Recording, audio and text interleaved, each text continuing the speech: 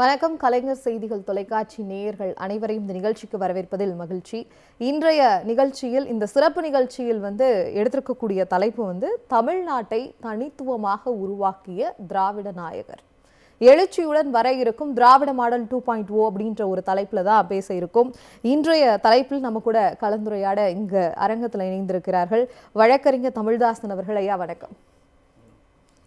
வழக்கறிஞர் ராம வைரமுத்து, திராவிட இயக்க தமிழர் பேரவை, அவர் ஜூம் இணையம் வாயிலாக இணைந்திருக்கிறார். வணக்கம் ஐயா.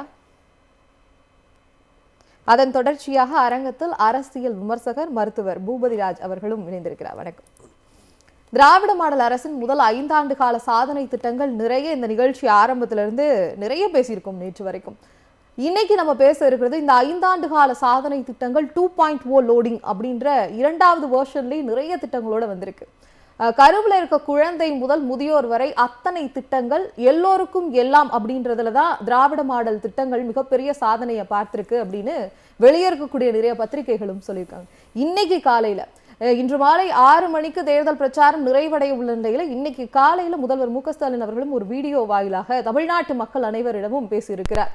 இதையெல்லாம் ஒட்டுமொத்தமாக வைத்து பார்க்கும்போது மக்களுக்கான ஒரு அரசாங்கமாகவும் மக்களுக்கான ஒரு முதல்வராகவும் இருக்கிறார். அதை பற்றி இன்னைக்கு நம்ம பேச இருக்கோம். முதல்ல திமுகவிலிருந்து வழக்கறிஞர் தமிழ்தாசன் ஐயா அவர்கள்ட்ட போயிடலாம். ஐயா, திராவிட மாடல் ஆட்சியுடைய முதல் வெர்ஷன் எத்தனை திட்டங்கள், அத்தனை திட்டங்களும் மக்களுக்கான திட்டங்கள், இது எப்படி சாத்தியமானது? அதாவது ஒரு அரசாங்கத்தை நிர்வாகம் செய்கிற ஒரு தலைவர் மக்களுடைய நாடி நரம்பை பிடித்து பார்த்து அதற்காக திட்டங்களை தீட்டுவதும் அதை செயல்படுத்துவதும் எந்தெந்த வழிகளில் ஆக்கப்பூர்வமான மேம்பாட்டு திட்டங்களை கொண்டு வருவதும் என்பதுக்கான அந்த முடிவு எடுப்பதில் அவர் துணிந்து நின்றவர் ஒரு தலைவர் என்றால் அவர்தான். இதைத்தான் பெரியார் வழியிலே நின்று அந்த இயக்கத்தை கட்டி காப்பது மட்டுமல்ல, இயக்கத்தினுடைய கொள்கைகளை, கோட்பாடுகளை அதை சொல்லுவதற்கு ஒரு தளத்தை உருவாக்கியவர் அவர் நம்ம தளபதி தான். காரணம், அவரால் தான் இதை சாதிக்க முடியும் என்பதை இன்றைக்கு இந்திய நாட்டிற்கு மட்டுமல்ல உலகத்திற்கே கொண்டு சென்றிருக்கிற மிகப்பெரிய ஒரு தலைவராக விளங்குகிறார். அதனால்தான் அண்ணா வழியில் அயராது உழைப்போம். இந்த திட்டங்களே எப்படி என்று சொன்னால், ஏற்கனவே பார்த்தால் 1970 பிப்ரவரி மாதம் 22 திருச்சி மாநாட்டிலே கொண்டு வரப்பட்ட தீர்மானம், கலைஞர் அவர்களால் முன்மொழியப்பட்டு அவரே இந்த தீர்மானம் அது உயிர் கொள்கையாக இன்றைக்கு கொண்டாடப்படுகிறது. அதன் வழியிலே பார்த்தால் 50 முழக்கங்கள் என்ற அந்த முழக்கம் உண்டு. எந்த அரசு வந்தாலும் எது எடுத்து செய்தாலும் இந்த திட்டங்களின் வழியாகத்தான் செய்ய முடியும். அவர் சொல்லியிருக்கிற அந்த கலைஞர் அவர்கள் கொண்டு அவர் அதை கடமையாற்றி அதை சொல்லியிருக்கிற முறை, அவர் ஒன்றொன்றாக சொல்லியிருக்கிற கொள்கைகளில் ஒன்று அண்ணா வழியில் அயராது உழைப்போம். அண்ணா அவர் எப்படி எடுத்துக்கொண்டு கையாண்டார் என்பதை, அறவழியில் எப்படி கையாண்டார் என்பதை, அரசியலை எப்படி கையாண்டார் என்பதை, தமிழகத்திற்கு எப்படி மொழி இன கொள்கைகளுக்கு வகுத்து செயல்பட்டார் என்பதை அதை எடுத்து சொல்கிற அண்ணா வழியில் தான் மாநில சுயாட்சியாக இருந்தாலும், மொழிக் கொள்கையாக இருந்தாலும், இடஒதுக்கீடு, சமூக நீதியாக இருந்தாலும் அதில் செயல்படுவோம் என்பது அண்ணா வழியில் அயராது உழைப்போம் என்று. அண்ணா வழி என்றால் பெரியாருடைய வழிதான். பெரியாருடைய கொள்கை தான் நீதி கட்சி, சுயமரியாதை கொள்கை. சுயமரியாதை கொள்கை தான் நீதி கட்சியினுடைய வடிவம், தென்னிந்திய நல உரிமை சங்கத்தினுடைய கோட்பாடு. இவனுடைய வழித்தொண்டர்கள் தான் அண்ணா. அண்ணாவுக்கு பிறகு கலைஞர் என்பதை சுட்டி காட்டுகிறது தான் ஆதிக்கமற்ற சமுதாயத்தை அமைத்தே தீர்வோம் என்று சொன்னார். பார்ப்பானும் பறையனும் இல்லாத ஒரு சமுதாயத்தை உருவாக்க வேண்டும், மனிதன் மனிதனாக வாழ வேண்டும் என்பதற்காகத்தான் அந்த கொள்கையை நிலைநாட்டி அவர் அன்றைக்கு பேசினார். இந்தி திணிப்பை என்றும் எதிர்ப்போம், மொழிக் கொள்கையில் உறுதியாக இருக்கிறார். அப்ப இந்தி திணிப்பை என்று எதிர்ப்போம் என்று சொன்னால், இந்தியை மொத்தமாக நாங்கள் படிப்பதற்காக நாங்கள் எதிர்க்கவில்லை, ஆனால் அதை திணிப்பதை தான் எதிர்ப்போம் என்பதை மிக தெளிவாகவே கலைஞர் அவர்கள் அந்த 50 முழக்கங்களில் சொல்லியிருக்கிறார். அடுத்து தமிழ் மொழியை பாதுகாப்பது என்பது முக்கியமானது. அதற்கு அடுத்து வன்முறை தவிர்த்து வறுமையை வெல்வோம் என்ற, நம்ம வறுமை வெல்வதற்கான திட்டங்கள், வளமான திட்டங்கள், இது மேம்படுத்துவதற்கான திட்டங்கள் என்று சொல்லும்போது, வன்முறை என்ற ஆயுதத்தை தூக்க மாட்டோம். நாங்கள் இப்பொழுது நக்சலைட் இருக்கிறார்கள், வேறு மாதிரியான சமூகத்திற்கு இடையூறான தோழர்கள் இருக்கிறார்கள். இந்த அமைப்புகளுக்கு எதிராக அதை நாம் செயல்படும் போது காந்திய வழியிலே, அறவழியிலே, அண்ணா வழியில் தான் செயல்படுவோம் என்பது தான் வன்முறை தவிர்த்து வறுமை வெல்வோம் என்று அந்த கோட்பாட்டை மிக தெளிவாக சொல்லியிருக்கிறார். அதற்கு அடுத்து மாநிலத்தில் சுயாட்சி, மத்தியில் கூட்டாட்சி. இந்தியா என்பது ஒரு துணைக்கண்டம். இங்கே இருக்கக்கூடிய பல்வேறு மொழி மக்கள் பேசுகிற பல்வேறு மொழிகள் பேசக்கூடிய மக்கள் இருக்கிறார்கள். பண்பாடு, கலாச்சாரம், உணவுமுறை, உடைமுறை இவை அனைத்தும் வேறுபாடு. இது ஒரு பிரிட்டிஷ்காரனால் உருவாக்கப்பட்ட நாடு. அப்படி என்றால் இந்த நாட்டிலே உருவாக்கப்பட்ட இந்த நாட்டிலே நாம் என்ன ஒரு அமைப்பை உருவாக்கியிருக்கோம் என்றால், அந்த அமைப்பு மேலே இருக்கக்கூடிய ஒன்றிய அரசு அதிகாரத்தை குவித்து வைக்கக்கூடாது. அதை மாநிலங்களுக்கு பகிர்ந்தளிக்க வேண்டும் என்பதை தான் சுட்டிக்காட்டி அந்த 50 முழக்கத்தை உருவாக்கினார். 50 முழக்கத்தை கையில் எடுத்துக்கொண்டு ஈரோட்டு மாநாட்டிலே தளபதி அவர்கள், முதல்வர்கள், அவர் மிக அழகாக சொன்னார். கலைஞரின் கட்டளை கண்போல் காப்போம், தமிழரை வளர்த்து தமிழை போற்றுவோம், அதிகார குவியலை அடித்து நொறுக்குவோம், மதவெறியை மாய்த்து மனிதநேயம் காப்போம், வளமான தமிழகத்தை வளர்த்தெடுப்போம் என்ற மிகச் சிறப்பான அந்த 50 முழக்கங்களை தந்தார். அந்த வழியில்தான் தளபதி அவர்கள் இன்றைக்கு தமிழ்நாட்டை ஆண்டு கொண்டிருக்கிறார்.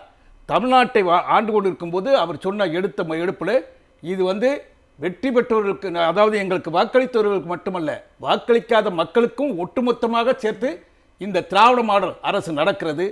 இது மற்ற மாநிலங்களுக்கு எடுத்துக்காட்டாக, ஏன் இந்தியாவுக்கே எடுத்துக்காட்டாக, ஏன் உலகத்திற்கே இவருடைய கொள்கைகளை எடுத்து அங்கே திட்டங்களை நடைமுறைப்படுத்துவதற்காக இன்று நடைமுறைப்படுத்தி கொண்டிருக்கிற அந்த எடுத்துக்காட்டாக விளங்குகிற ஒளி விளக்காக விளங்கக்கூடிய தளபதியினுடைய ஆட்சி தான் நீங்கள் சொன்னீர்களே தலைப்பு, அதாவது தனித்துவமான ஒரு கொள்கையை வளர்த்து இன்றைக்கு நிற்கிறார், ஒரு தலைமை பண்போடு நிற்கிறார் என்று சொன்னால் தளபதி ஆட்சி மீண்டும் வேண்டும் என்பதற்காக. வளமான தமிழ்நாடுக்கு அவருடைய ஒரு உறுதிப்பாடான கொள்கைகள் தான் உங்களுடைய முதல் பதிவை வச்சிருக்கீங்க. தொடர்ந்து நம்ம பேசுவோம் ஐயா.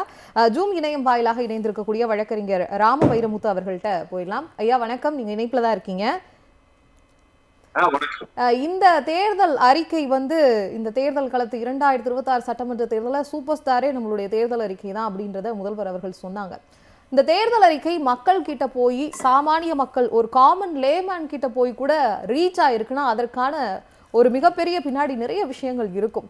ஒரு ஆட்சியை பற்றி மக்கள் அனைவரும் பேசுவது, அதை தாண்டி திட்டங்களை பத்தி, அடுத்து வரக்கூடிய அறிக்கைகள் பத்தி இவ்வளவு விழிப்புணர்வு, ஒரு அரசியல் விழிப்புணர்வு இருக்கு தமிழ்நாட்டிலனா என்ன காரணமா இருக்கும்? திட்டங்களும் அதை செய்திருக்கக்கூடிய முதல்வரும், அவரை பற்றி உங்களுடைய முதல் பார்வை. ஒரு அரசியல் கட்சி தேர்தல் அறிக்கை அப்படிங்கிற ஒரு விஷயத்தை முன்வைத்து தேர்தலை சந்திப்பது அப்படிங்கிறது இந்திய அரசியல் வரலாற்றில் திராவிட முன்னேற்ற கழகம் தான். 1957 திமுக சந்தித்த முதல் தேர்தலிலேயே ஒரு தேர்தல் அறிக்கையை முன்வைக்கிறார். அதற்கு முன்பாக ஓரிரு வாக்குறுதிகள் கொடுப்பாங்க. அரசியல் 52 முதல் பொது தேர்தல் நடந்த போது கட்சிகள் ஒரு சில வாக்குறுதிகளை கொடுப்பாங்க. ஏன்னா தேர்தல் அறிக்கை என்று ஒரு திட்டமிட்ட ஒரு அறிக்கையை தயார் செய்து அதை மக்கள் முன் வைத்து அதன் அடிப்படையில் வாக்கு கேட்பது அப்படின்ற ஒரு விஷயத்த முதலில் கையாண்டது திராவிட முன்னேற்ற கழகம் தான். அதே போன்று பல விஷயங்கள்ல திமுக தான் இந்திய அரசியல் கட்சிகளில் முன்மாதிரியாக இருக்கிறது. இளைஞர் அணி என்கிற ஒரு கட்டமைப்பை முதலில் உருவாக்க கட்சி இருந்த திமுக தான் இந்தியாவில். இப்படி பல சொல்லிட்டே போலாம். அந்த வகையில் தேர்தல் அறிக்கை எப்போதுமே திமுகவில் முக்கியத்துவம் வாய்ந்தது. 2006 கூட தலைவர் கலைஞர் வெற்றி பெற்ற போது தேர்தல் அறிக்கை தான் கதாநாயகன் என்றெல்லாம் சொன்னார்கள். அந்த வகையில் இந்த தேர்தல் அறிக்கை மக்கள் மத்தியில ஒரு எளிதாக சென்றடைகிற வகையில் இந்த தேர்தல் அறிக்கை இருந்தது. இன்னொன்று, திமுகவுடைய தேர்தல் அறிக்கையில் ஒரு சிறப்பம்சம் என்ன அப்படின்னா, வெறுமன எது ஒரு வாக்குறுதிகளை மட்டும் அச்சிடப்பட்ட ஒரு அறிக்கையாக அது இருக்காது. அது இதற்கு முந்தைய நாங்கள் செய்திருக்கிற சாதனைகள். ஏன்னா ஒரு தேர்தலை எப்படி சந்திக்கணும் அப்படின்னா, எங்களுக்கு இந்த 5 ஆண்டு காலம் வாய்ப்பு கொடுத்தீங்க, இந்த 5 ஆண்டு காலத்தில் நாங்கள் என்னவெல்லாம் செய்திருக்கிறோம், என்னெல்லாம் சொன்னோம், சொன்னதுல எதெல்லாம் செய்திருக்கிறோம், சொல்லாமலே என்னெல்லாம் செஞ்சிருக்கோம் என்று எங்களுடைய செயல்பாட்டு அறிக்கையாக அந்த அறிக்கை இருக்கும். அதன் தொடர்ச்சியாக அடுத்து வர இருக்கிற தேர்தலில் நாங்கள் என்னவெல்லாம் செய்ய இருக்கிறோம், இந்த இரண்டையும் உள்ளடக்கிய ஒரு பகுதி. இப்ப நீங்க ஒரு கார்பரேட்ல பாத்தீங்கன்னா ஒரு ரிப்போர்ட் அப்படின்னு கேட்டாங்க அப்படின்னா, அது மந்த்லி ரிப்போர்ட்டோ இல்ல இயர்லி ரிப்போர்ட்டா இருந்தா எப்படி இருக்கும்னா, முதல்ல அந்த ரிப்போர்ட் என்ன நம்ம செஞ்சோன்னு இருக்கும், ஆக்டிவிட்டி ரிப்போர்ட்டோ. அதுக்கப்புறம் பிளானர் இருக்கும், அடுத்து என்ன செய்ய போறோம் அப்படின்னு. அப்ப அதை போன்று வடிவமைக்கப்படுவதுதான் திமுகவுடைய தேர்தல் இருக்கு. அந்த வகையில் திமுக என்னவெல்லாம் செய்திருக்கிறது அப்படிங்கிறத தேர்தல் அறிக்கையிலே சிறப்பாக சொல்லி இருக்கிறார்கள். அதே போன்று இப்போ இருக்கிற திட்டங்கள் எப்படி மெருகேற்றப்பட இருக்கிறது, புதிய திட்டங்கள் என்ன இருக்கு. உதாரணத்துக்கு மாதந்தோறும் 1000 ரூபாய் மகளிர் உரிமை தொகை என்பது கடந்த தேர்தல் அறிக்கையில் நாம் சொன்னது. ஏறத்தாழ ஒரு 3 ஆண்டுகளாக அது கொடுக்கப்பட்டிருக்கிறது. சொன்னதை செய்வோம், செய்வதைத்தான் சொல்வோம் என்பதை தாண்டி சொல்லாததையும் செய்வோம் என்பதற்கு உதாரணம் பாத்தீங்கன்னா, இந்த கோடை கால சிறப்பு தொகை அப்படின்னு ஒரு 2000 ரூபாய் சேர்த்து அதுல கொடுத்தது. அப்படி இந்த முறை என்ன சொல்லியிருக்காங்கன்னா, இந்த தேர்தல் அறிக்கையில் திராவிட மாடல் 2.2 ஆட்சி அமைக்கும் பொழுது இந்த மகளிர் உரிமை தொகை மாதந்தோறும் 1000 ரூபாய்ங்கிறது 2000 ரூபாயாக உயர்த்தி வழங்கப்படும் அப்படின்னா, அதே போல புதுமை பெண் திட்டத்தின் கீழ் அரசு பள்ளிகளில் படித்த மாணவியர் தங்களுடைய பட்டப்படிப்பு காலத்துல வந்து மாதந்தோறும் 1000 ரூபாய் பெறுவதற்கு வழிவகை செய்கிற அந்த புதுமை பெண் திட்டம், அது வந்து இப்போ இந்த திராவிட மாடல் 2.2 ஆட்சியில் இந்த 1000 ரூபாய் 1500 ரூபாய் ஆகும். அதே போல அரசு பள்ளி மாணவர்களுக்கான தமிழ் புதல்வர் திட்டம், அங்கேயும் அந்த 1000 ரூபாய் 1500 ரூபாயா உயர்த்தி வழங்கும். ஓல்டேஜ் பென்ஷன் என்று சொல்லப்படக்கூடிய முதியோர் உதவித்தொகை, அந்த பணம் வந்து 1200 ரூபாய்க்கு வழங்கப்பட்டு வருவது திராவிட மாடல் 2.2 ஆட்சியில் 2000 ரூபாய். அதே போன்று காலை உணவு திட்டம், அதாவது நம்ம நீதி கட்சி ஆட்சியோட நீட்சியை பத்தி ஐயா தமிழ்தாசன் அவர்கள் குறிப்பிட்டார். முதலில் பள்ளிகளில் வந்து உணவளிப்பதுங்கிற கான்செப்டை முதல்ல கொண்டு வந்ததும் நீதி கட்சி ஆட்சியில தான். சர்பிடி தியாகராயர் அவர்கள் சென்னை மாநகரத்துடைய மேயரா இருந்தபோது மாநகராட்சி பள்ளிகளில் அதை அமல்படுத்துறாரு. அப்ப அதற்கு அடுத்து வந்து வெள்ளையராட்சியின் காலத்துல வந்து இப்படி அமௌண்ட் கூட வருதுன்னு சொல்லி நிதி சிக்கலின் காரணமாக அந்த திட்டம் நிறுத்தப்பட்டு விட்டது. அடுத்து விடுதலைக்கு பிறகு வந்து காமராஜர் மதிய உணவு திட்டத்தை கொண்டு வர்றாரு. அடுத்து அது சத்துணவு திட்டம் என்ற பெயரில் வருகிறது. தலைவர் கலைஞர் ஆட்சியில் அதுக்கு முட்டை கொடுக்கிறார். இப்படியே அந்த திட்டம் வந்து வளர்ந்து கொண்டே வருகிறது. ஆனா நம்முடைய முதல்வர் மு க ஸ்டாலின் அவர்கள் என்ன யோசிக்கிறாங்க அப்படின்னா, காலை உணவு திட்டம். ஏன்னா இன்னைக்கு நிலைமைக்கு பெரும்பாலான தாய்மார்கள் படிக்க செல்பவர்களாக இருக்கிறாங்க. அப்போ அவங்க காலையில ஒண்ணு ரெடி பண்ணி பிள்ளைங்களுக்கு கொடுக்க முடியல, பிள்ளைங்க அதனால தாமதமா பள்ளிக்கு வர்றாங்க, அப்போ அதனால வருகை பதிவு பாதிக்கப்படுகிறது என்பதெல்லாம் தெரிந்து கொண்டு காலை உணவு திட்டம்னு ஒண்ணு கொடுக்குறாங்க. அப்ப அந்த காலை உணவு திட்டத்தினுடைய இதை வந்து பாத்தீங்கன்னா அது அமல்படுத்தப்பட்ட பிறகு என்ன மாற்றம் அப்படின்னா, அந்த வருகை பதிவு என்பது உயர்ந்திருக்கிறது பள்ளிகளில். அப்போ இது ஒரு மிக முக்கிய ஒரு செய்தியாக இருக்கும். அதே மாதிரி வந்து அவங்க காலையில ஒரு பசியோடு இருந்தா பாடத்தை சரியா கவனிக்க முடியாது. அப்ப அதையெல்லாம் சரி செய்தது. இப்போ 1 முதல் 5ஆம் வகுப்பு வரை அப்படிங்கிற இந்த காலை உணவு திட்டம் இந்த தேர்தல் வெற்றிக்கு பிறகு திராவிட மாடல் 2.2 ஆட்சியில் இது 8ஆம் வகுப்பு வரை விரிவுபடுத்தப்பட இருக்கிறது. இப்படி நிறைய விஷயங்கள்லாம் அந்த என்ஹான்ஸ்மெண்ட் அடுத்தடுத்த லெவலுக்கு எப்படி போறது என்பதற்காக இந்த தேர்தல் அறிக்கையில் சொல்லப்பட்டிருக்கிறது. பரிணாமம் தான் வளர்ச்சி, திட்டங்கள் கூட பரிணாம வளர்ச்சி அடைந்திருக்கிறது திராவிட முன்னேற்ற கழகத்தின் ஆட்சியில் அப்படின்ற உங்களுடைய கருத்தை பதிவு பண்ணீங்க. இப்ப அரசியல் விமர்சகர் பூபதிராஜன் ஐயா கிட்ட போயிடலாம். ஐயா வணக்கம். இப்ப என்னன்னா, தமிழ்நாடு வந்து தனித்துவமான ஒரு மாநிலமா மாறி இருக்கு. இந்தியாலேயே சொல்லப்போனா பொருளாதார வளர்ச்சி 11.19%, 43% பெண்கள் அதிகமா வேலைக்கு போகிற ஒரு மாநிலம், கல்வியில் முதலிடம், அதை தாண்டி தொழில்நுட்பத்தில் தொழில் வளர்ச்சியில நம்ம பார்க்கும்போது முதலீடுகள் நிறைய ஈர்க்கப்படுது. இதற்கு எல்லாத்துக்கும் பின்னாடி ஒரு ஆக்கப்பூர்வமான திட்டங்கள், அந்த ஸ்கீம் வந்து ரொம்ப நோட்டபிள் ஸ்கீமா இருக்கு. அதை தாண்டி ஒரு விஷனரி பவரோட இருக்கு. இதற்கு பின்னாடி இதை செய்யக்கூடிய முதல்வர் அவர்கள் ரொம்ப அரசியல் வந்து ரொம்ப நாகரிக ஒரு அரசியல் பண்ணியிருக்காருன்னு எல்லா பத்திரிகைகளும் பாராட்டுறாங்க. ஒரு அரசியல் விமர்சகரா உங்களுடைய பார்வை? கண்டிப்பாங்க. முதலில் இந்த திராவிட மாடல் அரசுக்கு முதல்ல நன்றி கலந்த வணக்கம் தான். எனக்கு தெரிஞ்சு இதுவரைக்கும் தேர்தல் களத்தில் ஒரு தேர்தல் அறிக்கையை முன்வைத்து விவாதிப்பதும் களமாடுவதும் கடந்த தேர்தலிலிருந்து தான் 2021 திமுக ஆட்சிக்கு வந்த பிறகு தான் அந்த கான்செப்டை வெளியெடுக்கிறாங்க. நீங்கள் அதுக்கு முன்னாடி இருக்கக்கூடிய திமுக அரசும் அதிமுக அரசும் ஈவன் காங்கிரஸ் அரசு கூட ஒவ்வொரு வருடமும் தேர்தல் அறிக்கையை வெளியிடுறாங்க. ஆனால் அவர்கள் விட்ட தேர்தல் அறிக்கையை மக்கள் மத்தியிலே விவாதத்துக்கு எடுத்துப்பட்டதா என்றால் எடுக்கப்படவில்லை. 2021 திமுக அரசு ஆட்சிக்கு வந்தவர்கள் அவர்கள் கொடுத்த கிட்டத்தட்ட 540 தேர்தல் அறிக்கையில் தான் இவர்கள் இதை செய்தார்களா செய்யவில்லையா என்று விவாதத்துக்கு எடுத்துப்பட்டது. அதற்கு முன்பு இருக்கக்கூடிய அதிமுக அரசு கிட்டத்தட்ட 10 வருடமாக ஆட்சியில் இருந்தது. அது வந்து தேர்தல் அறிக்கை விட்டுருக்கு. அதை பற்றியான விவாதம் பொதுத்தளத்தில் விவாதிக்கப்பட்டதா என்று விவாதிக்கப்பட்டதில்லை. ஆக எப்படி மேலை நாடுகளிலும் மற்ற யூரோப்பியன் கண்ட்ரீஸ்லாம் எந்த ஒரு ஆட்சி அமையும் பொழுது ஒரு அதிகாரத்துக்கு வரக்கூடியவர்கள் நேருக்கு நேராக எடுத்து பேட்டி எடுப்பாங்க. அமெரிக்காலெல்லாம் பார்த்தீங்கன்னா பிரசிடென்ட்ஸே உட்காந்து மக்கள் கேட்கக்கூடிய கேள்விக்கு பேட்டி கொடுப்பாங்க. அது போன்ற சூழ்நிலையில் இப்போ வந்திருக்குது. எப்படின்னா வேட்பாளர்களை உட்கார வைத்து அருகில் உட்கார வைத்து நீங்கள் என்ன செய்கிறீர்கள் என்கிற ஒரு ஒரு ஒரு ஒரு அதாவது ஒரு பாசிட்டிவான ஒரு களம் உருவாகி இருக்கு. இதற்கெல்லாம் ஒரே ஒரு காரணம் திமுக அரசினுடைய தேர்தல் அறிக்கையும் அவர்கள் செய்த திட்டங்கள் தான். அப்போ என்னன்னா, வரக்கூடிய ஆட்சியிலே திமுக அரசு இன்னும் பல திட்டங்களை செய்வதுன்னு வந்து தேர்தல் அறிக்கையில் சொல்லியிருக்கு. நீங்கள் ஒரு கேள்வி கேட்டீங்க. இப்போ இந்த திட்டங்கள் எல்லாம் கொண்டு வர்றாங்கல்ல, நல்ல திட்டங்கள், பெண்களுக்கான திட்டங்கள், குழந்தைகளுக்கான திட்டங்கள், மருத்துவருக்கான திட்டங்கள், சிறுபான்மையருக்கான திட்டங்கள், முதியோர்களுக்கான திட்டங்கள், நான் முதல்வன் என்கிறக்கூடிய உச்சகட்ட திட்டம். அப்போ எல்லாமே எல்லாருக்கும் எல்லாம் இன்க்ளூசிவ் பாலிடிக்ஸ் அப்படின்னு திட்டங்கள்லாம் கொண்டு வர்றாங்கல்ல. அப்போ அதுக்கெல்லாம் என்ன காரணம் அப்படின்னா ஒரே ஒரு காரணம் தான், அவர்கள் உள்வாங்கி இருக்கக்கூடிய அரசியல். நல்ல மரம் நல்ல கனியை தரும், நல்ல மரம் நல்ல கனியை தரும், கெட்ட மரம் நல்ல கனியை தராது, நல்ல மரம் கெட்ட கனியை தராது. ஆக அந்த மரத்தில் கனி என்பது அதில் இருக்கக்கூடிய தன்மையை பொறுத்து இதை நாம் வச்சுக்கணும். அப்போ ஒரு திட்டங்கள் வெளிவருதுன்னா அவர்கள் உள்வாங்கிய கொள்கையின் அடிப்படையிலே திட்டங்கள் வெளிவருகிறது. அப்போ திமுக அரசினுடைய திராவிட சித்தாந்தனுடைய கொள்கை, உள்வாங்கிய கொள்கை என்பது ஆதிக்க சாதியை, ஆதிக்கத்தை அடித்து நொறுக்குவது, பெண்களுக்கு சம உரிமை கொடுப்பது, எல்லாருக்கும் எல்லாம் என்கிற கருத்தியலை கொண்டு வருது, சமூக நீதியும் சமத்துவத்தையும் ஏற்படுத்துவது. இது அடிப்படை கொள்கை.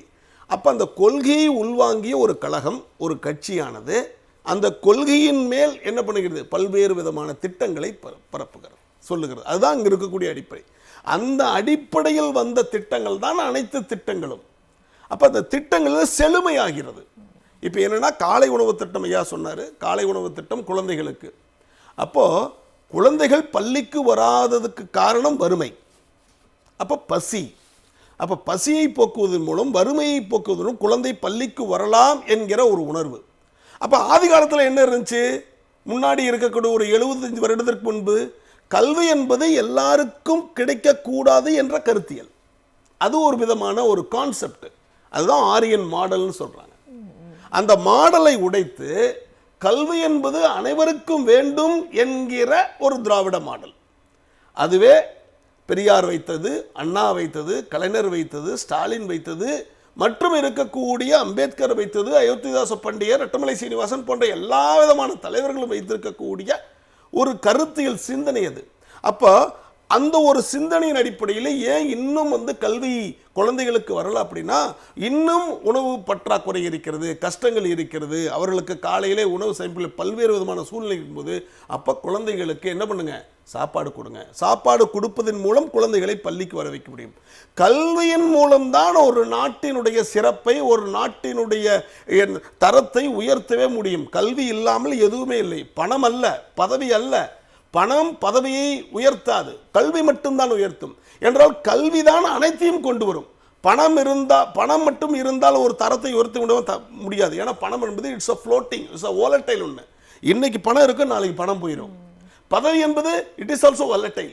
அது என்பது நீர்த்து போகும். பதவி இன்று பதவியில் இருப்பார்கள், நாளைக்கு பதவியில் இருக்க மாட்டார். ஆனால் கல்வி என்பது எப்பொழுதும் இக்காலத்திலும் இருக்கும். இன்னும் திருவள்ளுவரை 2000 ஆண்டுகளுக்கு பிறகு இன்னும் நான் படிக்கிறோம் என்று சொன்னால், தொட்டனை தெரு மணற்கேணி மாந்தர்க்கு கற்றனை தோறும் அறிவு என்றும் சொல்லுகிறோம். என்றால் திருவள்ளுவர் உள்வாங்கிய கல்வி. திராவிட மாடல் அரசு கூட கல்விக்கு தான் அதிக திட்டங்கள் கண்டிப்பாக அதுதான் சொல்ல வர்றேன். ஏன் என்று சொல்லுகிறான், கல்விதான் ரொம்ப முக்கியம். அப்ப அந்த அடிப்படையில் வந்ததுதான் காலை உணவு திட்டம். அப்ப அந்த காலை உணவு திட்டத்தில் என்ன பண்றாங்க, இன்னும் எக்ஸ்டெண்ட் பண்றாங்க. இது என்ன பண்ணுங்க, அப்கிரேடிங், ஃபெசிலிட்டிஸை அப்கிரேட் பண்றாங்க. அட நம்ம சைக்கிள்ல போயிட்டு இருக்கிறோம்ப்பா, ஏன் சைக்கிள்ல போறோம், இன்னும் கூட ஸ்கூட்டர் வாங்கிக்கலாம், ஸ்கூட்டர்ல போன பிறகு கார் வாங்கிக்கலாம். இதான் அப்கிரேடிங், சிஸ்டத்தை அப்கிரேட் பண்றோம். அப்போ 6 வரைக்கும் இருக்கக்கூடிய அந்த திட்டத்தை 6th வரைக்கும் இருக்கக்கூடிய அந்த திட்டத்தை 8வது வரைக்கும் அதை என்ன பண்றாங்க, விரிவுபடுத்த பார்க்கிறார்கள். ஸோ இந்த அப்கிரேடிங் இருக்குல்ல அது. ஆக கலைஞரசு கொண்டு வந்திருக்கக்கூடிய ஸ்டாலின் தலைமையில், மதிப்புக்குரிய ஸ்டாலின் அவர்களுடைய தலைமையில் கொண்டு வந்திருக்கக்கூடிய இந்த அரசானது திட்டத்தை மேம்படுத்துகிறது என்றால் உள்வாங்கிய கருத்தியல் தான் அது திட்டத்தை மேம்படுத்துகிறது. அதைத்தான் நம்ம அப்படி புரிஞ்சுக்கணும். அப்படி அந்த கருத்தியல் தான் முன்னேக்கி சொல்ல வைக்கிறது. அதனுடைய போராட்டங்களை, அதனுடைய பிரச்சனைகளை, அதனுடைய பிரச்சனை இடணும்னா கருத்தியல். அப்ப அதன் அடிப்படையில் வந்த அனைத்து திட்டங்கள் தான் அப்படிதான் பார்க்கணும். இதை விட மேல என்ன பார்க்கணும்னா, இப்ப இருக்கக்கூடிய ஸ்டாலின் ஐயாவுடைய அரசாங்கத்தில் வரக்கூடியது, நாட்டில் பல்வேறு விதமான பிரச்சனைகள் இருக்குது, பல்வேறு விதமான கஷ்டங்கள் இருக்குது. அதையெல்லாம் பேலன்ஸ் பண்ணி போகணும். பேலன்ஸ்டு மேன் அப்படிங்கிறதா பர்ஃபெக்டா இருப்பான்.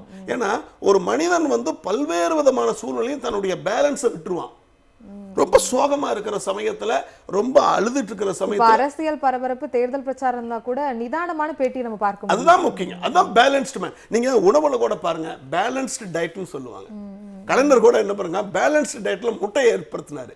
ஏன்னா முட்டை என்பது ஒரு பேலன்ஸ்டு டயட்டு, அது எல்லா விதமான உடல் இருக்கக்கூடிய சக்தியும் கொடுக்குறது. அப்போ பேலன்ஸ்டு ஒரு தாட் இருக்கணும், அதுதான் ரொம்ப முக்கியம். இப்போ கூட பாருங்க, இந்த விதமான கஷ்டமான சூழ்நிலையிலும் பிரச்சார சூழ்நிலையிலும் ஒன்றிய அரசு கொண்டு வந்திருக்கக்கூடிய foreign contribution regulation act FCRA, அது வந்து சிறுபான்மை மக்களினுடைய கல்வியை ஒழித்து கட்டுவதிலும் சிறுபான்மை மக்களினுடைய தன்னார்வ தொண்டு நிறுவனங்களை ஒழித்து கட்டுவதிலும் கொண்டு வந்திருக்கக்கூடிய ஒரு பாசிச ஒரு விரோத போக்கான சட்டம். அதை எதிர்த்து குரல் கொடுத்தார்.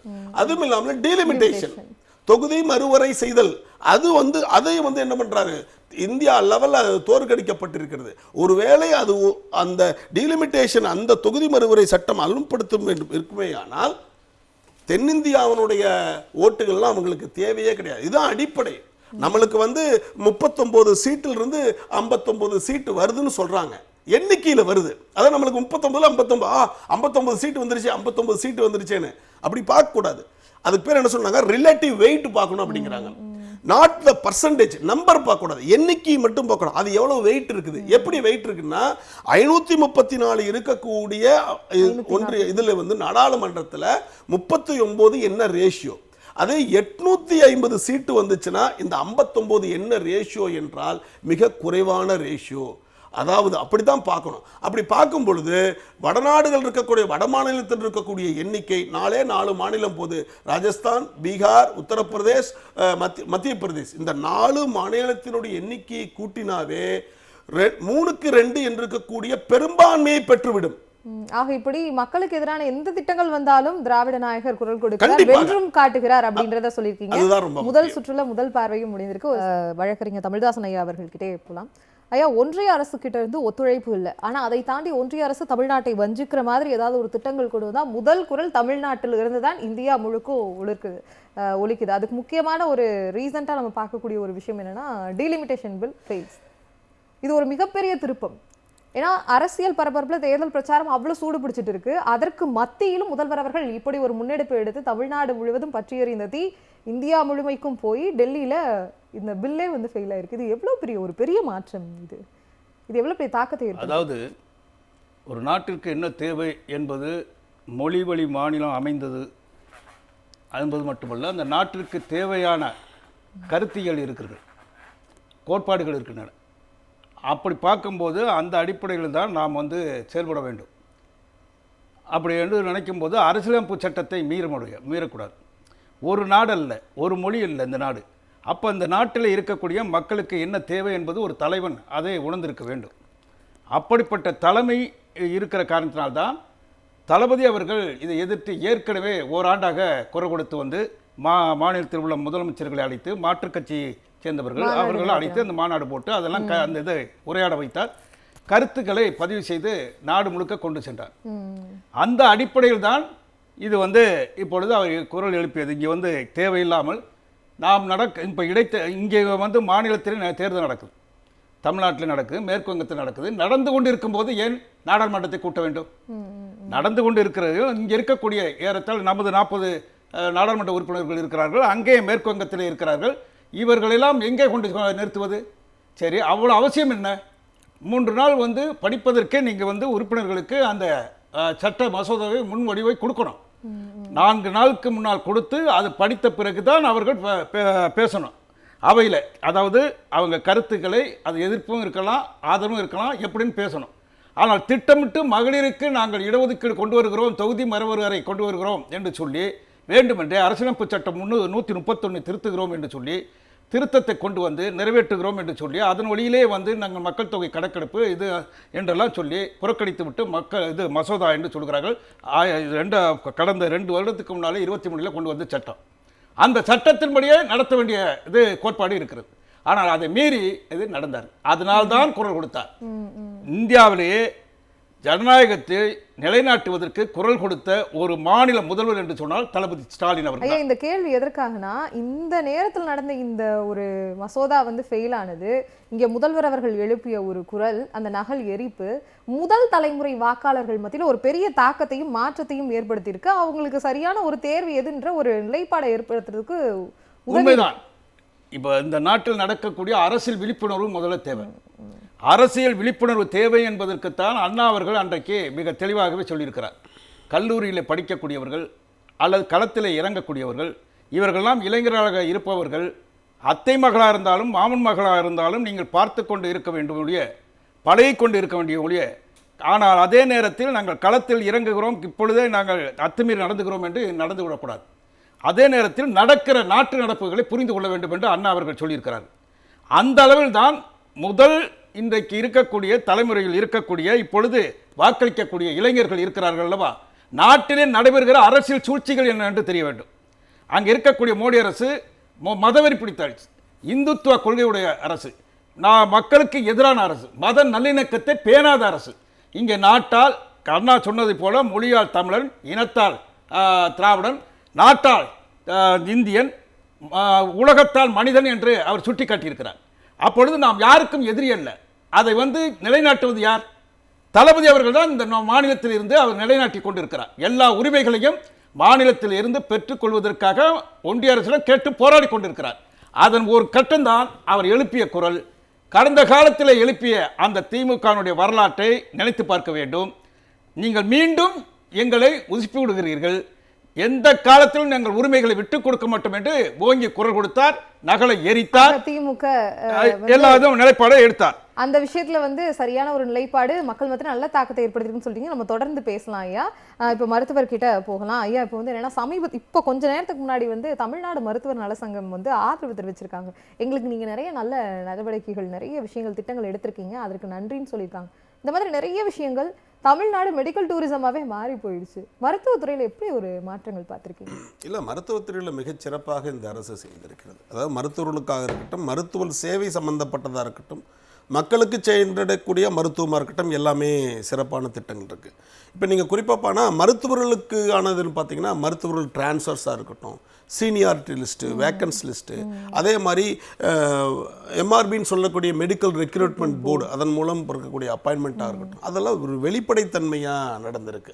அப்போ அவங்களுக்கு தேவையான அகவிலைப்படி உயர்வுகள், இது எல்லாமே இஎல் என்று சொல்லக்கூடிய சரண்டர் லீவ்ஸு, இது எல்லாமே மருத்துவர்களுக்கு தேவையானது எல்லாமே மருத்துவர்களுடைய அடிப்படைகள் செய்திருக்கிறாங்க. இதே மீறி சில கருத்துக்கள், சில கோரிக்கைகள் மருத்துவர்கள் வச்சிருக்கிறாங்க, அந்த அரசு பரிசீலிக்கும்னு சொல்லியிருக்கிறாங்க. அதற்கு மேலாக மருத்துவமனைகள், நமது இருக்கக்கூடிய மருத்துவமனைகள் உலகத்தரம் வாய்ந்த மருத்துவமனைகளாக மாறி இருக்கு. எப்படின்னா, உதாரணத்துக்கு ஒரு வடநாட்டுக்காரர் பீகாரில் இருக்கக்கூடிய கையை ஆம்பிடேட் ஆயிடுச்சு, கையை வெட்டி போட்டாங்க, ஆக்சிடெண்ட்டில் கை போயிருச்சு. அப்போ அந்த கையோடு எடுத்துகிட்டு வர்றாங்க. எடுத்துகிட்டு சென்னை மருத்துவக் கல்லூரியில் பெண் மருத்துவர்கள் கொண்ட குழு, அதுதான் ரொம்ப முக்கியம்.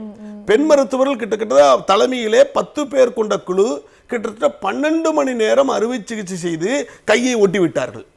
இந்த அறுவை சிகிச்சையை ஒரு பிரைவேட் ஹாஸ்பிட்டலில், பெரிய ஹாஸ்பிட்டலில் செஞ்சால் கிட்டத்தட்ட ஒரு 50 லட்சம் ரூபா வரும். 50 லட்சம் ரூபா செலவு பண்ணி செய்யக்கூடிய ஒரு மருத்துவ சிகிச்சையை எந்தவித செலவும் இல்லாமல் ஃப்ரீயாக சென்னை மருத்துவக் கல்லூரியில் இருக்கக்கூடிய சிறந்த மருத்துவர்கள் அந்த அறுவை சிகிச்சை பண்ணியிருக்கிறாங்க. அது ரொம்ப பாராட்டக்கூடிய. அப்போது வடநாட்டில் இருக்கக்கூடியவங்களெல்லாம் இங்கே அடிக்கிறாங்க, கொள்றாங்கன்னு சொல்லிட்டு ஃபேக்காக வீடியோ போட்டு எடிட்டிங் பண்ணி ஒரு குழப்பத்தை உண்டு பண்ண பார்த்தது ஒரு பிஜேபி அரசு. அதையெல்லாம் அவனே என்ன சொல்ல வர்றான், ஏப்பா எங்களுக்கு இங்கே தான் பாதுகாப்பு, நாங்கள் பீகாரில் ஒன்றுமே கிடையாது, நாங்கள் இங்கேயே இருந்துக்கிறேன்னு இங்கேயே செட்டில் ஆகிறாங்க. எல்லாருமே வேலைக்கு வந்தவர்கள், இடமாறிய தொழிலாளர்கள் எல்லாம் இங்கே செட்டில் ஆகிறாங்க. அது ஒன்று. இரண்டாவது, இப்போ மருத்துவத்துறையில் லேட்டஸ்ட் பார்த்தோன்னா ரோபோக்களின் மூலம் அறுவை செய்யக்கூடிய முயற்சி. அந்த ரோபோட்டிக் சர்ஜரி என்று சொல்லக்கூடிய அதிநவீன சிகிச்சை சென்னை மருத்துவக் கல்லூரியில் கொண்டு வந்தாச்சு. அது இங்கே தான் வந்திருக்குது. மற்ற இருக்கக்கூடிய தென் தமிழகத்தில் இருக்கக்கூடிய ஈவன் கேரளா, கர்நாடகா, ஆந்திராவில் கூட இந்த ஃபெசிலிட்டிஸ் எல்லாம் கிடையாதுங்க. நீங்கள் மற்ற ஸ்டேட்டில் போனீங்கன்னா, ஈவன் கர்நாடகாலாம் பார்த்தீங்கன்னா கவர்மெண்ட் ஹாஸ்பிட்டலே சிலதெல்லாம் நீங்கள் காசு கொடுத்தா மருந்தெல்லாம் வெளியே வாங்கிட்டு வரணும். அங்கே இருக்கக்கூடியது, அங்கே சில கவர்மெண்ட் ஹாஸ்பிட்டலே பேமெண்ட் இதெல்லாம் இருக்குது. ஆனால் இங்கே முழுக்க அத்தனையுமே இலவசம். அதுதான் ரொம்ப முக்கியம். இப்ப சென்னையில மட்டும்தான் இல்லையான்னா அப்படி கிடையாதுங்க. டிஸ்ட்ரிக்ட் லெவல் ஹாஸ்பிட்டல்ல மற்ற இருக்கக்கூடிய கார்பரேஷன் இருக்கக்கூடிய மற்ற கார்பரேஷன், இப்போ கோயம்புத்தூர் கார்பரேஷனாக இருக்கட்டும், மதுரை கார்பரேஷன், அங்கேயும் வந்து சென்னைக்கு தரத்திற்கு இணையாக மருத்துவ வசதிகள் கட்டமைக்கப்பட்டிருக்குது. அது ரொம்ப முக்கியம். அதை விட நீங்க மேல பார்த்தீங்கன்னா இப்ப இருக்கக்கூடிய திட்டங்கள் பண்ண இல்லம் தேடி மருத்துவம். என்னப்பா நீங்க ரொம்ப கஷ்டப்படாதீங்க, எப்பா நீண்ட நாள் நோய்களாக இருக்கக்கூடிய துணை நோய்களாக இணை நோய்களாக இருக்கக்கூடிய இரத்த கொதிப்பு, சர்க்கரை வியாதி, சிறுநீரக சம்பந்தப்பட்ட வியாதி, இது போன்ற வியாதிகள் இருந்தால் நாங்களே வர்றோம் அப்படிங்கிறது. ரெண்டாவது வந்து பாதம் காப்போம். சுகர் பேஷண்ட்டுக்கெல்லாம் நிறைய பேர் என்ன சுகர் அதிகமாகி காலில் புண்ணு வந்து காலை வெட்டி எடுக்கக்கூடிய நிலைமையில வருது. அப்போ பாதம் காப்போம் திட்டம். அப்புறம் நம்மை காப்போம், இன்னுயிர் காப்போம், நம்மை காக்கும் 48 வியாதிகள். இது எப்படி ஒரு அருமையான திட்டம் பாருங்க. நீங்க இந்தியாவில் இருக்கக்கூடிய எந்த மாநிலத்துக்காரர் இருந்தாலும் பரவாயில்ல, ஏதாவது அடிபட்டுருச்சா இல்லை ஏதாவது பிரச்சனை ஆயிடுச்சா, நீங்க வந்துட்டீங்க ஏதாவது ப்ராப்ளம் ஆயிடுச்சு அப்படின்னா 48 வியாதிகள், 48 ரொம்ப சிவியர் டிசீஸ் வியாதிகளுக்கு வந்து ஃப்ரீ ட்ரீட்மெண்ட் நாங்க கொடுக்கிறோம். அப்போ இன்னுயிர் காப்போம், நம்மை காப்போம் 48 என்கிற திட்டம். ஸோ இது போன்ற பல திட்டங்கள் எல்லாமே இருக்கு. அதே மாதிரி தாய்மார்களுக்கு அதாவது பரிசு பெட்டகம், அதாவது திட்டம் குழந்தைகளுக்கு மகப்பேர் பரிசு பெட்டகம் எல்லாமே கொடுக்குறாங்க. அப்போ சுகாதாரத்துறையில் மருத்துவத்துறையில் பார்த்தீங்கன்னா நம்மளுடைய ஸ்டாண்டர்ட் வந்து ரொம்ப அது. இப்போ உதாரணத்துக்கு மெட்டர்னல் மார்டாலிட்டி, அதாவது 1,00,000 தாய்மார்கள் இருந்தாங்கன்னா 1,00,000 தாய்மார்கள் எத்தனை தாய்மார்கள் பிரசவ காலத்தில் இறந்து போயிடறாங்க, அதுக்கு பேர் MMRன்னு சொல்றாங்க, மெட்டர்னல் மார்டாலிட்டி. அது வந்து இந்தியாவிலேயே தமிழகம் தான் ரொம்ப குறைவு. 1,00,000 பேத்துக்கு 13 பேர் தான் இறந்து போறாங்க. ஆனா இதே இவங்க வந்து யூபி பீகார்ல எவ்வளவு தெரியுங்களா, 110 பேருக்கு மேல இறந்து போயிடுறாங்க. 110 தாய்மார்கள் தன்னுடைய பிரசவ காலத்திலே குழந்தை பெறும் பொழுது தன் உயிர் போய்விடுகிறது. ஆனால் இங்க 13 தான். இந்த ஸ்டாண்டர்ட் இருக்குல்ல, இந்த 13 per 1 lakh people அந்த பிரெக்னன்ட், இது ஸ்டாண்டர்ட் இந்த யூரோப்பியன் ஸ்டாண்டர்டுக்கு ஈக்குவல். இது ஆக வளமான ஒரு தமிழகம் உருவாயிருக்குன்னா மனித வளத்தை ரொம்ப காத்திருக்காங்க. அது சுகாதாரமா இருக்கட்டும், கண்டிப்பா அவங்களுக்கு தேவையான கல்வி, வேலை வாய்ப்பு, இந்த மாதிரி தனி மனிதனை வளர்க்கும் போதே தமிழ்நாடு வளர்ந்திருக்கு. கண்டிப்பா இந்த 5 ஆண்டு கால திட்டம். ஆமா கண்டிப்பா. ரொம்ப நன்றி டாக்டர். இப்போ தொடர்ந்து நம்ம பேசலாம். இணையத்தின் வாயிலாக இருக்கக்கூடிய ராமவீரப்பன் அவர்கள் கிட்ட போயிடலாம். ஐயா, இப்போ என்னன்னா முதல் தலைமுறை வாக்காளர்கள் கிட்ட ஒரு பெரிய திருப்பம் தெரியுது பெரிய தாக்கத்தினால. அதை தாண்டி மக்கள் அனைவரும் மகிழ்ந்திருக்கிறார்கள் இந்த திட்டம் மூலமா. எத்தனை திட்டங்கள் அவர்களை போய் சேர்ந்திருந்தாலும் ஒரு மகத்தான திட்டமா அவங்க பார்க்கறது வந்து எல்லோருக்கும் எல்லாமா கிடைச்சிருக்கு. மகளிர் உரிமை தொகை, இப்போ வந்து இல்லத்தரசி திட்டம், இந்த மாதிரி திட்டங்கள் ஒரு மிகப்பெரிய மாற்றத்தை ஏற்படுத்திருக்குன்னு சொல்றாங்க. மக்கள் மத்தியில எப்படி இருக்கு உங்களுடைய பார்வை? மக்கள் மத்தியில வந்து பொதுவா கலைஞருடைய 2006 11 வரை நடைபெற்ற அந்த ஆட்சி காலத்தை என்ன சொல்லுவோம்னா, அந்த ஆட்சி காலத்தில் பயனடையாத குடும்பங்களே இல்லை அப்படின்னு சொல்லுவோம் நம்ம. இப்போ 2021 26 வரைக்குமான தளபதி மு.க. ஸ்டாலின் அவர்கள் ஆட்சிகளில் பயன் பெறாத மனிதர்களே இல்லை, தனிநபர்களே இல்லை என்று சொல்லக்கூடிய அளவுக்கு ஒரு வீட்டுல 4 பேர் இருந்தா 4 பேரும் இந்த திட்டத்தின் பயனாளிகளா இருப்பாங்க. உதாரணத்துக்கு அம்மா பாத்தீங்கன்னா மகளிர் உரிமை தொகையில் இருப்பாங்க, மகன் வந்து புதுமை பெண்ணா இருக்கலாம், மகன் வந்து தமிழ் புதல்வனா இருப்பான், அப்பா பாத்தீங்கன்னா மக்களை தேடி மருத்துவம் அப்படின்னு சொல்லி முக்கியமான நோய்களுக்கு மாதந்தோறும் அவங்க வந்து பிரஷருக்கு சுகருக்குன்னு மாத்திரை வாங்கிட்டு இருப்பாங்க. அது வந்து மக்களை தேடி மருத்துவம் மூலமா ஃப்ரீயாவே கிடைச்சது, வீடு தேடி வந்து. அதே மாதிரி அந்த வீட்டுல ஒரு தாத்தா பாட்டி இருக்காங்க அப்படின்னா 70 வயதுக்கு மேற்பட்டவருக்கு வீட்டுக்கே வந்து ரேஷன் பொருட்கள் கொடுக்கிற தாய்மானவர் திட்டம். இப்படி அந்த வீட்டில் இருக்கக்கூடிய அத்தனை பேருமே ஒவ்வொரு திட்டத்தினால் பயனடைந்தவர்கள் அப்படிங்கிற ஒரு நிலைதான் இருக்கு. அது ஒவ்வொருவரும் தான் அடைந்த பயன்களை வந்து அவர்கள் நினைத்து பார்க்கிறார்கள், அது அவங்களுக்கு பெருசா இருக்கு. இது போன்ற திட்டங்களை கேவலப்படுத்துவதற்கு, உதாசீனப்படுத்துவதற்கு என்ன விமர்சனம் வைக்கிறாங்க, என்ன இவங்க காசா கொடுக்குறாங்க, இதெல்லாம் இலவச திட்டங்கள். இலவச திட்டங்கள் என்பதை தாண்டி இதுல நிறைய தொலைநோக்கு திட்டங்கள் இருக்கு. உதாரணத்திற்கு நான் முதல்வன் திட்டம் எடுத்துக்கிட்டீங்கன்னா அந்த திட்டம் விளைவித்த மாற்றம் இந்த 2-3 ஆண்டுகளை நீங்க பார்க்கலாம். ஏறத்தாழ 70க்கும் மேற்பட்டோர் இந்திய குடிமைப்பணி தேர்வுல தேர்ச்சி பெற்றிருக்கிறார். அதிலும் குறிப்பாக ஒரு 50 பேர் இந்த நான் முதல்வன் திட்டத்தின் கீழ் பயிற்சி பெற்றவர்கள்.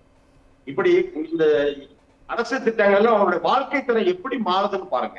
அதாவது இன்றைக்கு நாம் தருகிற இந்த மகளிர் உரிமை தொகை 1000 ரூபாய் அப்படிங்கிறதோ, புதுமை பெண்ணா அவங்க கல்வியை மேம்படுத்துவதற்காகத்தான். நாளைக்கு அவங்க ஒரு செல்ஃப் சஃபிஷியண்டா அவங்களுடைய குரோத், அவங்களுடைய சேலரி வந்துருச்சுன்னா அவங்க வந்து பல பேருக்கு உதவ போறாங்க, அவங்களுடைய வாழ்க்கை தரமே கூடிடும். உலகம் உள்ளங்கை உலகம்ங்கிற லேப்டாப் உள்ள திட்டம், இது எல்லாமே அவங்க கல்வியை நம்ம முன்னிறுத்துவது, அவங்க நாளைக்கு அவங்க வாழ்வாதாரமே மாறிடும். அதிலும் குறிப்பாக இப்ப கலைஞர், நான் மதுரையை சேர்ந்தேன், மதுரையில கலைஞர் நூலகம் கொண்டு வரப்பட்டு அதனுடைய ஒரே ஒரு பயனுக்கு ஒரு எடுத்துக்காட்டு மட்டும் சொல்றேன். மதுரை பழங்கானத்த பகுதியைச் சேர்ந்த கார்த்திக் என்கிற ஒரு பார்வை திறனற்ற ஒரு மாற்றுத்திறனாளி, பார்வை திறன் இல்லை அவர். அப்போ இங்கே கலைஞர் நூற்றாண்டு நூலகத்தில் பிரெய்லி முறையில நூல்கள் இருக்கிறது. பார்வையற்றோர் தடவி பார்த்து படிக்கிற அந்த பிரெய்லி முறை நூல்களை பயன்படுத்தி அவர் இங்க தொடர்ச்சியா படிக்கிறார். படிச்சுட்டு இன்னைக்கு ஒரு வங்கியிலே உதவி மேலாளரா போறார். அந்த பேங்க் பிஓ எக்ஸாம் எழுதி இன்னைக்கு ஒரு வங்கியில உதவி மேலாளர் ஆயிட்டார். அப்போ இதுதான் மாற்றம், இதுதான் அவர்களுடைய வாழ்க்கையை உயர்த்துவது.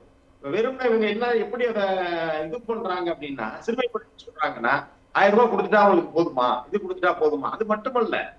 அதே போல தொழில் முனைவோர் திட்டம், எண்ணற்ற தொழில் முனைவோர் திட்டத்தை கொண்டு வந்துடணும். இந்த ஆட்சி வந்த பிறகு வாங்க நீங்க எல்லாம் வேலை கேட்பவர்களாக இல்லாமல் வேலை கொடுப்பவர்களாக இருங்க அப்படின்னு சொல்லி அதுக்குன்னு ஒரு ஸ்டார்ட் அப் மிஷன் ஆரம்பிச்சு அந்த துறையில் எக்ஸ்பர்ட்டா இருக்கக்கூடிய சுரேஷ் சம்பந்தம் போன்றவர்களை எல்லாம் நியமித்து அந்த ஆண்டர்பிரினர்ஷிப் மூலமா நிறைய உதவிகள் கொடுக்கப்படுது. பெண்கள் தொழில் முனைவோரா மாற்றப்படுறாங்க, ஒடுக்கப்பட்ட சமுதாயத்தை சேர்ந்தவர்கள் தொழில் முனைவோரா மாற்றப்படுறாங்க. அதுக்கு தனியா திட்டங்கள் இருக்கு. அதே போல அண்ணல் அம்பேத்கர் பெயரிட்டு அயல் நாடுகளில் போய் படிப்பவர்களுக்கு படிக்கிற ஒரு ஸ்காலர்ஷிப் ஒடுக்கப்பட்டவர்களுக்கு. இப்படி இதெல்லாம் எதுக்காக இங்கெல்லாம் நம்ம போவோமா? அதாவது ஒரு அரசு பள்ளி மாணவர்கள் ஐஐடி எல்லாம் பாத்தீங்கன்னா உங்களுக்கு கனவு.